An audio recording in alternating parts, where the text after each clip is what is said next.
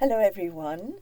Today I'm here with the wonderful Alexandra Wenman. Thank you so much for joining me, darling. Thank you for having me. Alexandra is an alchemist, an awakener, an author, a healer, a poetess, a speaker. She leads workshops in real life and also online, don't you? Yeah. And she's also a psychic person. She's a light worker. And I have the privilege of working with you on her voice. That's my privilege to work with you. Beautiful voice. And so it's wonderful to see how it develops and, becomes more of who you are with your voice. Because voice, which we won't talk about today, but I'll just add this in, that it is, to me, and I've spoken about this briefly before, our voice is such a sacred thing. It's our spiritual selves that manifests directly into this 3D world is our voice, So it comes directly from our spirit, from our soul into this world. And when we put sound out into the world, it doesn't dissipate. So be careful how we use sound. So that's how we work also on voice as well. So, but today we're not going to talk about voice. I just wanted to put why? that Because bit voice in. is about love too, isn't it? Voice is about love too. Yeah, I want to talk about love. Yeah. Yes, so we're going to talk about love. Yes, voice is about love too. Yes, we can do that. But I wanted to talk to you about love and how you experience it, what you feel it is, in particular because of the work that you do, Alexandra. You work in such a loving way with the earth, with the elements, with spirit guides, with angel energies, and with people and animals, don't you? And also, Alexandra writes, as I said, the most beautiful poetry as well. So she very kindly agreed to read some of her poems a bit later on in the program. But yes, so I guess my first question to you would be about love. How do you see love in the world? I actually, in preparation for this, I went online and I had a bit of a look about love, what love is and what its purpose is. And it's very interesting because there are many different responses to that, but it seems as though it's difficult to measure it, because it's immeasurable. It's an emotion, isn't it?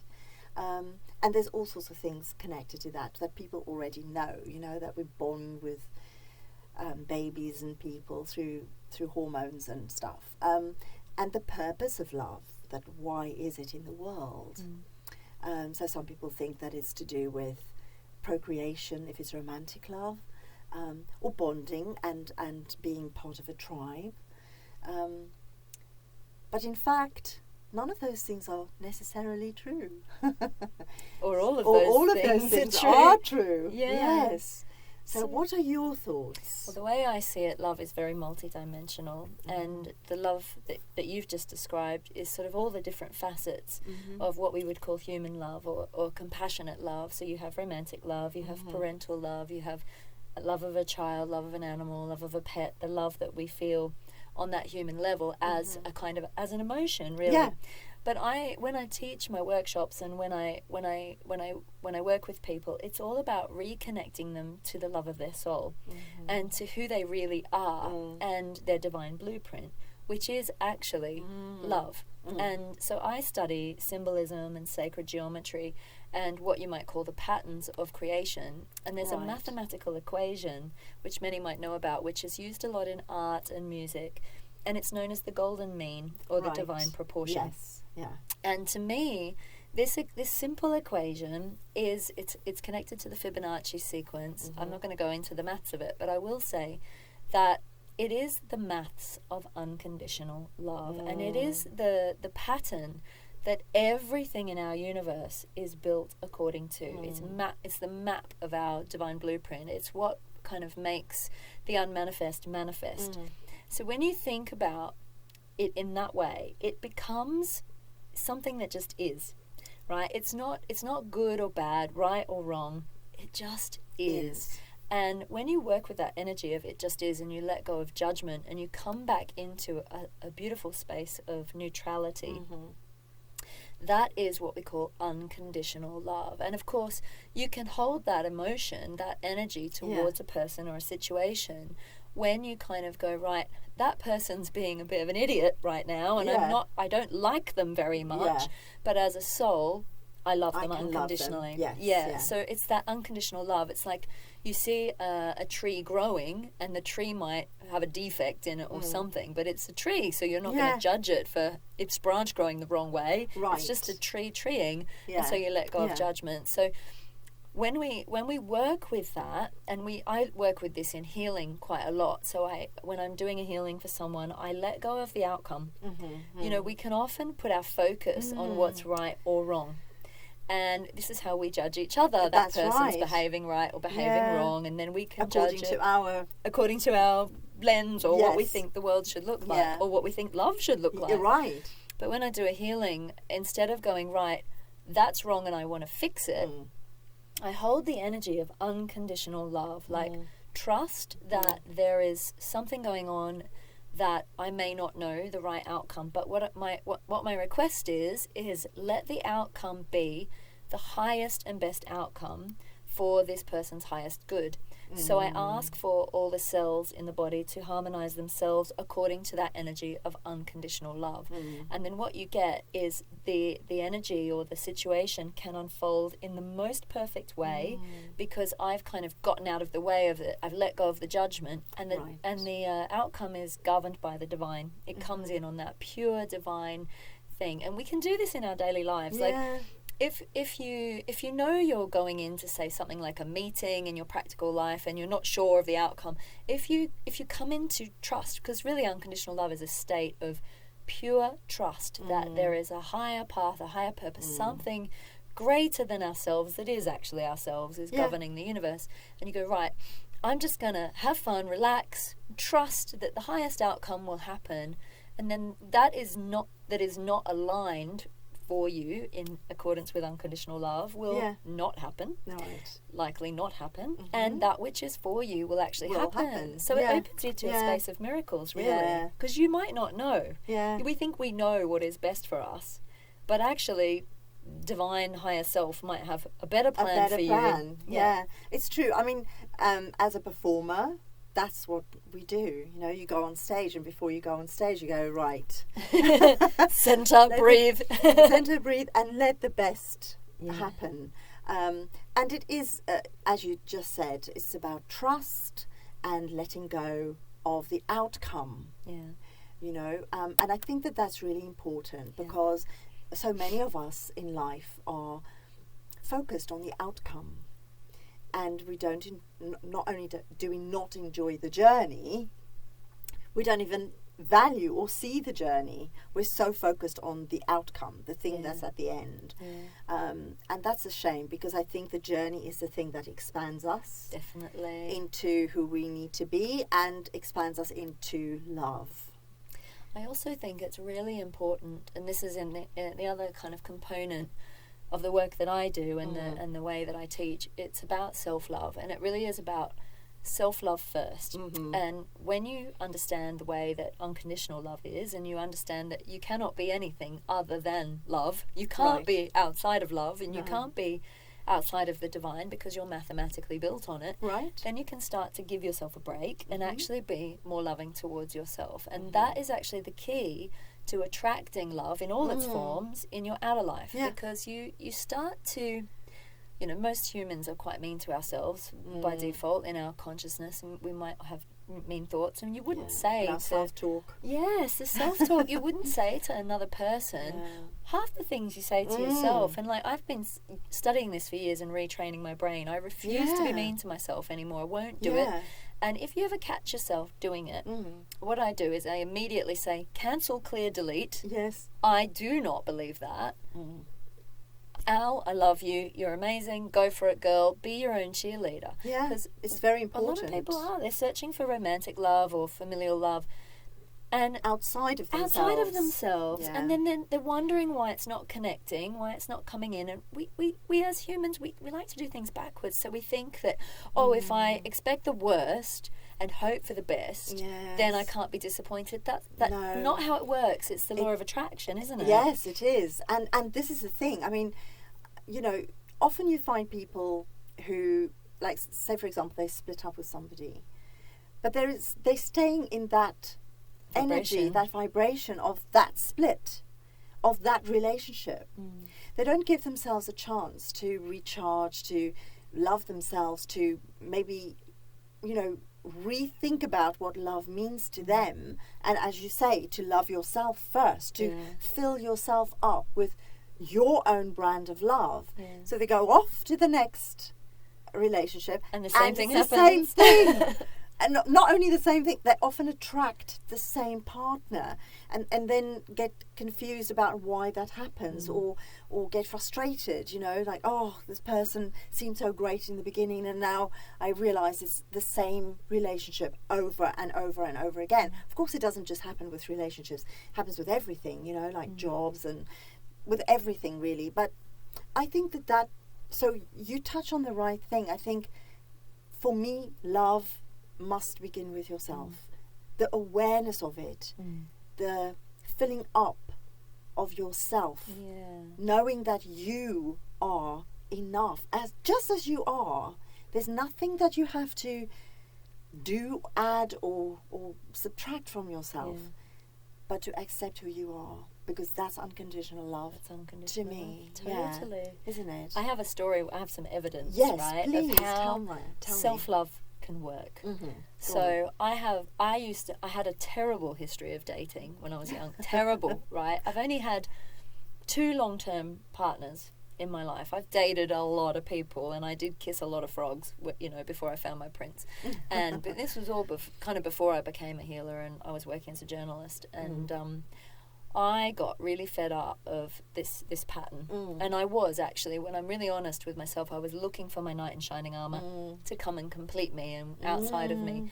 And I remember, because we're filming this shortly after Valentine's Day 2020. We're actually on the 20th of the 2nd, 2020, which is partnership number 2. Yes. And adds up to 8. Infinity.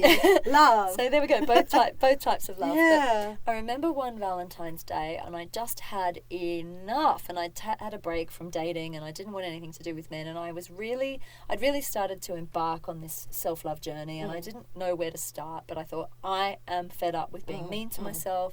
I'm going to do this. And so this one Valentine's Day, I'd moved into a new flat. I'd started to train as a healer, and I thought, this Valentine's Day is going to be all about me.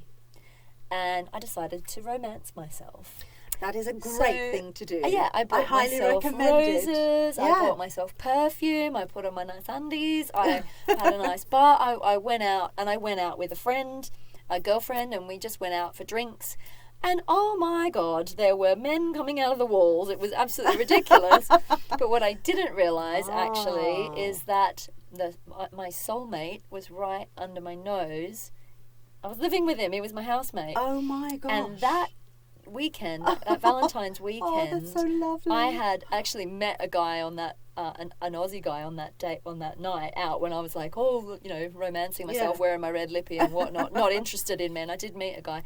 And then I started dating this Aussie guy, but my housemate got a bit envious, right? And then I think it was the trigger to make Tone, my now husband, realise how he felt about me. Right. And did you know at the time? No, I didn't. I had no idea, but he was like getting really envious of me bringing home this really hot, very tall Aussie. A lot younger than me, though, this guy was. Bless him. So Tone was more my age. Anyway, shortly after that, I ended that relationship, and I'd moved out of the flat, but Tony and I stayed in touch, and then it all came out that actually we should be dating, and the rest is history. We fell in love, and we've now been together for 10 years. Story. But that all started the minute I broke the cycle, and I went, right, that is it. I choose me. Yeah. And I'm still tested in this relationship. Yeah. We're very loving, but every time I choose me, our relationship grows. And that might sound selfish and counterproductive, but it really isn't, because I encourage him to choose him. Yeah. And then our love grows and blossoms, because neither of us are putting unhealthy expectations on each other. We have unconditional love. It really is. He's like my family, so it doesn't matter, you know, what he does. I love him unconditionally to the moon and beyond. And sometimes, you know, as healthy relationships do, you have heated discussions where you need to get things out in the open. Yeah. But we love each other, and as I grow, he grows, and vice versa, and it's really beautiful. And I always prescribe to that self-love first, because if you're beating yourself up, you're just going to attract it from the universe. You are. You definitely are, because you're in the wrong vibration. So obviously that night... I was like... the fateful night. Glowing with the self-love. Yeah, glowing with the self-love. You'd loved up yourself. Totally loved myself. I even had red shoes on. I remember the outfit. Red lipstick, red knickers, red shoes. I've got my red lipstick. She's got the red lips. Today. For the Valentine's Day that passed. But I think it's really important. I mean, one of the reasons I want to talk about love is because I write romance. And to my horror, I had discovered that not everybody loves romance. But so many stories have romance in it. So they're okay about reading all kinds of other genres with romance in it. But if you say something like, "All right, this is a romance," people go, "Oh, I don't know." I think they're embarrassed to admit they want love or romance, maybe. Yeah, maybe. But I think, because we talked a little bit before this. I know, we should have recorded it. We should have recorded that, because that was a really good conversation. But you mentioned something then, and saying that actually we all yearn for love. We all yearn for love. We want to be loved. We crave it, was your word, which I think is a perfect word for that. And yet we hide who we are because we don't love ourselves. Yeah. Or we're scared that we won't be loved. Or we're scared that we're not enough. We won't be loved. But the thing is, if you love yourself, like you just said, you fill yourself up with your brand of love that's perfectly matched to you, because you know how to love yourself. That satisfies everything about you. So I love that you were your own Valentine, and I highly recommend that people do that. You know, if you're single and Valentine's Day comes around, why not? Why not love yourself? I once watched this TED talk, and I've forgotten the lady's name now who gave it, but it was brilliant. She'd been divorced, I think, 3 or 5 times or something like that, and she said the one thing that she's going to do is she's going to marry herself. Yeah, why not? Why not? Because you are with you. Commit to your soul. Commit to you. Yeah, because you're with you 24/7 for the rest of your life. You know, you're the one. So I really, really love what you say about self-love and unconditional self-love. And I think if you can do that for yourself, then it's a no-brainer to give it. Then I think, share it then around. Then it's easy to give Absolutely. Without that whole thing about, oh, my prince is coming to rescue me. Yeah. Or feeling drained when you're giving love and not getting it back. not getting it back. And unfulfilled and frustrated and So that's the reason I wanted to talk about love, is because I write about it. And by writing about it, I'm finding out about it. I'm learning about it in a different way. Because my books are all you're like about the love expert, girl. You every facet of love comes through you. yes, because I don't just write about romantic love in my romance books. There's all kinds of love. There's even love about animals and, all of that. So it's all about love, different facets of love, to children, to parents, grandparents, and friends, obviously. And the earth and, plants and, how we take care of our environment. All of those things are in my books. So talk about books. I love your poetry. I really do. So I'm going to ask you to read some of your poems. Okay. You've got beautiful poems. And there's 2 in particular that really resonates with our talk today about love, isn't it? So this is my book, The Poetry of Light. Yeah. And this really is my first love. I've written poetry since I was about 4 years old, and it comes through me, not from me. And it really started to switch on because I shut it down for many years when I was working as a journalist, because I was writing about other people's stuff, and also I wasn't really in a place of self-love. The minute I decided to fall in love with myself, my poetry switched back on. That's amazing, So isn't it? there are 2 poems I'd like to read, and the first one really talks about that multifaceted love, the multidimensional, how we can't pin it down. It's a bit like chasing a rainbow. You want to get close to it, but you can't quite reach it, and you have to go within to get it. Yeah, you can't touch it. If you go like that, it's not there, but if you go like that, and that's when you embody it and you feel it. I agree. So this poem is basically called Love. Love is not limited to human emotion. It is a multisensory, multidimensional, multifaceted, multitudinous power portal to sensational superconsciousness. A heavenly hiatus of hypocrisy amidst heights of existential ecstasy where mania and mastery meet.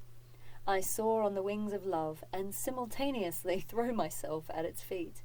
I'm unworthy and at once deserving. It's all I want and all of me, and best of all, it's free.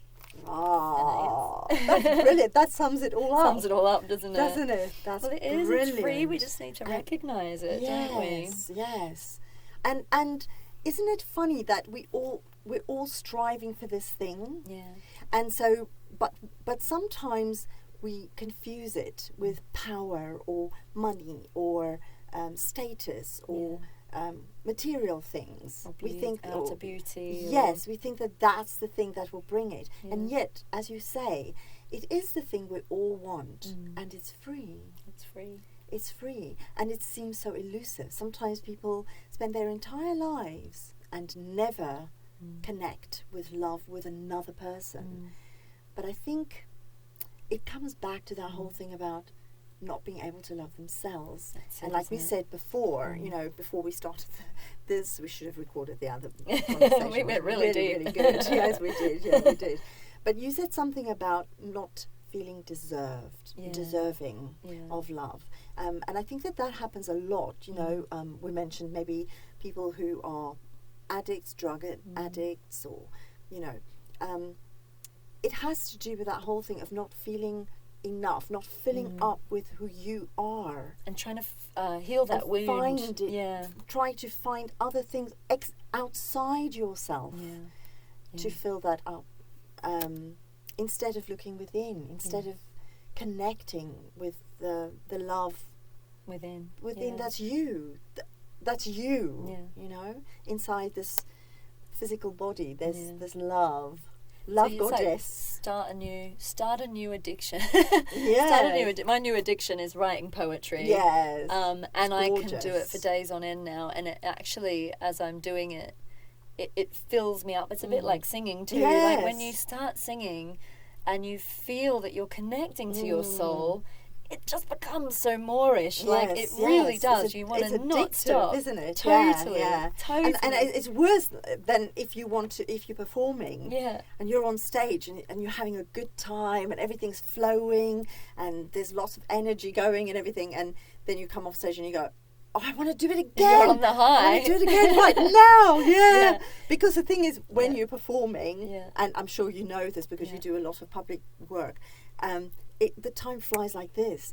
You're not aware of it, and then afterwards it's like, oh, it's over. I want to do it again. It goes too fast. It goes too fast. But that is a form of love. It is, and that's why it's not so much an addiction, but it is filling your soul with that which makes you whole, isn't it? Yeah, it's like absolutely. You're doing what you love, therefore you're filling yourself with love, and that becomes healing. Yeah, that's singing is healing, writing is healing. It's like I think all art, yes, totally. I think all art, but particularly the performance arts, because people can see us and have immediate access and you're sharing to us. And they're sharing back, and it fuels it, doesn't it? The energy goes and back that's and divine. forth. It's pure divine expression. It's and it's about when you have the courage to express your soul like that, and then you're met with love. Yeah, oh, that amazing, feel, right? really, that's the juice, isn't it? That is the juice. The top thing. It's really stunning, and it can become addictive. You can see how performers, you know, like you were saying the other day, like, you know, Paul McCartney still performing, and you know, it's and the people rush. saying why he doesn't need the money, you know, he doesn't need the fame or anything, but it's it's that thing that's elusive. And lucky for us that he is, Yes, you know, yes, people like that beautiful. still performing, But and Queen, you know, the guys from Queen. Oh my God, that is just. I mean, and they're also earning a lot of money for it. It's amazing. Like, it's awesome. It's so awesome. And we are so lucky that they're still able. Yeah. You know, and what are the odds of finding another talent like that after Freddie Mercury? Yeah. You know, like, I mean, and he is like. Awesome. They're one of a kind, aren't they? They're absolute gems. They're incredible, really incredible. Yeah, we are lucky. Well, I want to talk also about, you know, soulmate love and that idea that we have a soul component, because also, you know, most people think or might prescribe to the idea of, wow, I need to meet my soulmate. Yes. But again, it's like, well, when you're looking for, you know, your male or female counterpart, it's worth remembering that each of us within us has a masculine and a feminine side. And people who are on a path of sacred union, or this is a specific spiritual path that you can embark on, where you want to come into divine union within yourself. You find the balance within of the masculine and the feminine parts of self, which is the intuition and the magic, which is married with the logic and the reason, and then we come into balance. So you become very left, right brain balanced. That's part of that spiritual journey, and then people tend to find their soul counterpart in the real world. Right. So we think of, you know, Yeshua and Mary Magdalene, or other people, you know, in history who have had that soul counterpart. So the next poem I want to read is about this. It's about that sacred union within, when you find. You reconnect to your soul. You become the holy child. You see the goodness in yourself, and then you can then embark on the process of finding that vibrational match. So, but I love that poem as well. It's about falling in love with you, really. Yes, and with the soul. It's devotional. So, and I wrote this in 2018 when I was in Egypt. I was running a retreat in Egypt, and I actually did. Partly write it for my soulmate, because my husband's last name is Reed. So there is a little hint in there, but it is for all people. It's for all people to find their love within, find their divinity, and discover the Holy Child. So it's called Lotus and Papyrus. A reed rests upon still waters, but what is it that hides beneath? A breeze gentle as a feather, the softest rustling of a leaf. Come peer below the surface, come dear one, take a peek.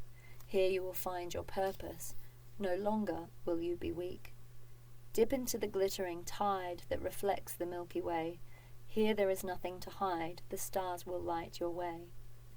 It is dark here at the bottom, but dark is the night sky too. Here lies all you have forgotten, here you will find what's true.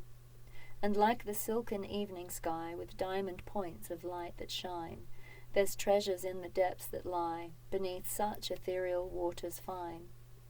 I call to you my siren song. O love, I have been waiting. It is for you my heart has longed, always anticipating. The lotus has been blooming from muddy waters deep. Her journey has been arduous, up towards the sun she'll reach. The reed rests on the riverbank, he waits to greet his flower, but only when she's ready to bloom will he reach his perfect hour. Then the lotus and papyrus grow together in the sun, eternal souls entwining, they are joined to become one. Two united in earth and water, their faces kissed by air and sun, divine son and divine daughter, to birth the heavenly one.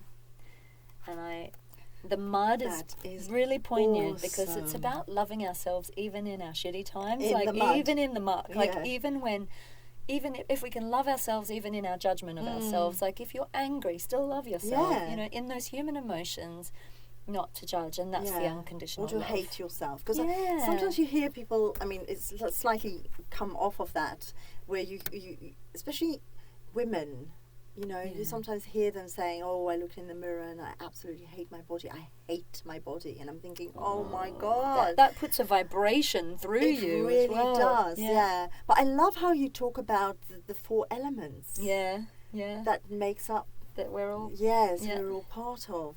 And how that vibration is, isn't it?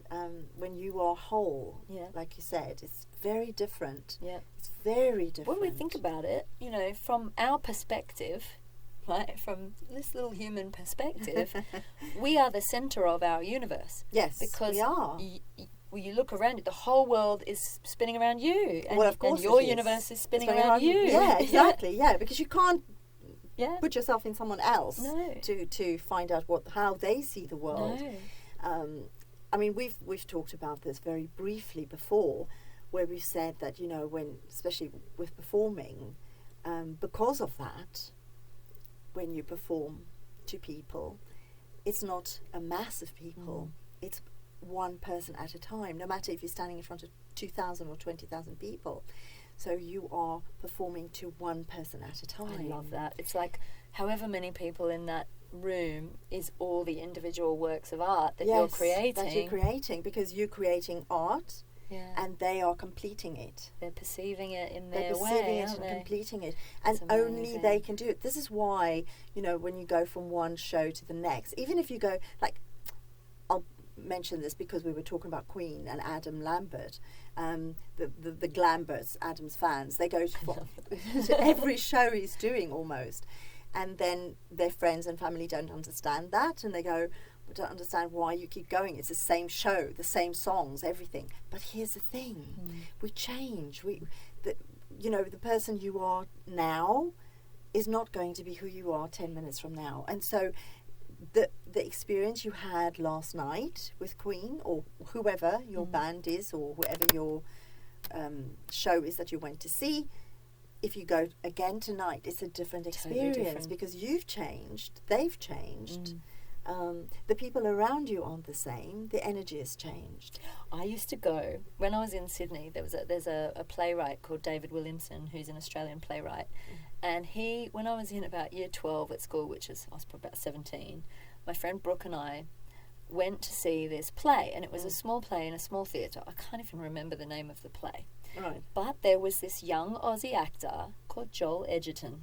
Okay. Right. Joel Edgerton, small Sydney actor in this play. I went to see this play about 7 times. We kept booking tickets and going back to see this guy. Obviously now Joel Edgerton is a massive Hollywood star and is in Star Wars and has been in loads of films. Yeah. And there was something about About him. And you knew he had this magic. He really made you believe that he was who he was. I mean, he was very good looking as well. I mean, it didn't hurt, to be honest, you know, and we were young, impressionable girls. But I mean, it was more about his energy and his aura, and it was like he was expressing his soul. You could tell he loved what he was doing, and it was his love that shone from him. Right. And you just sort of knew. You knew he was destined for great things. Yeah. And now I know, like, I look at him on big Hollywood movies and I'm like, Joel, I knew you back in the day, mate. Yeah. Knew you before you got there. Yeah, I knew you were going to do it. I mean, it helps that I'm psychic, but, you know, I wasn't there. True. I didn't know I was then. Well, I'm guessing you always were. You just didn't know it, just right? didn't know it, exactly. Yeah. So I think, like we said, I mean, love is an incredible thing. We can't touch it, can't smell it, you can't see it, you can't, but it's there. And so it's one of those immeasurable things. You have to be it. You have to be it. Yeah. And the more you are it, the more you have of it. So to anyone out there who is looking for love, who might be, single or yearning for their Call me. No, soulmate. joking. You're married, love. Sounded like that was going into an advert. I'm sorry. That's hilarious. 555.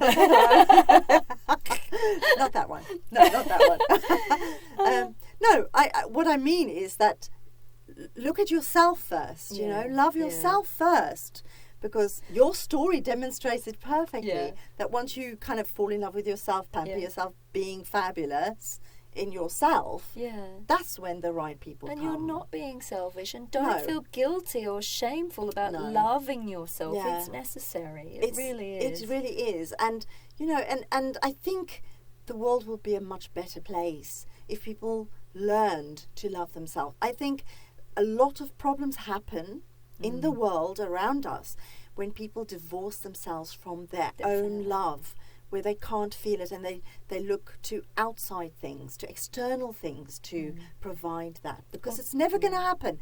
You know, someone can love you unconditionally, but that person, and so you bask in it and you think this is fantastic and you rely on it and this is your journey to love, but that person can die or move away or fall out of love with you, and then where are you? You know, you're so invested in it. So to invest it, so the investment should be you.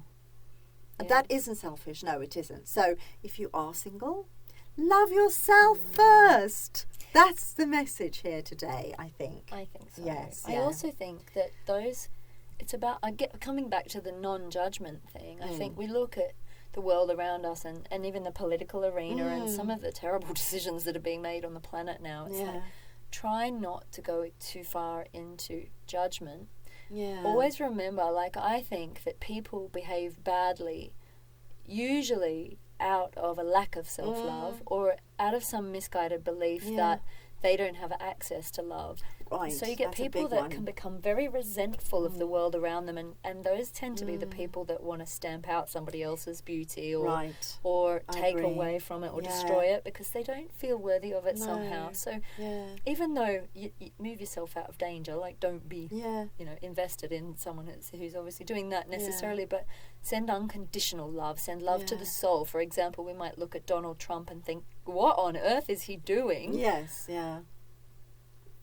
Come out of judgment. You don't have to like the person or the action, but send unconditional love to the soul. To the soul of that person. Because that then helps them to reach a higher potential within them, because we're all connected on some level. Yeah, definitely. Yeah, absolutely.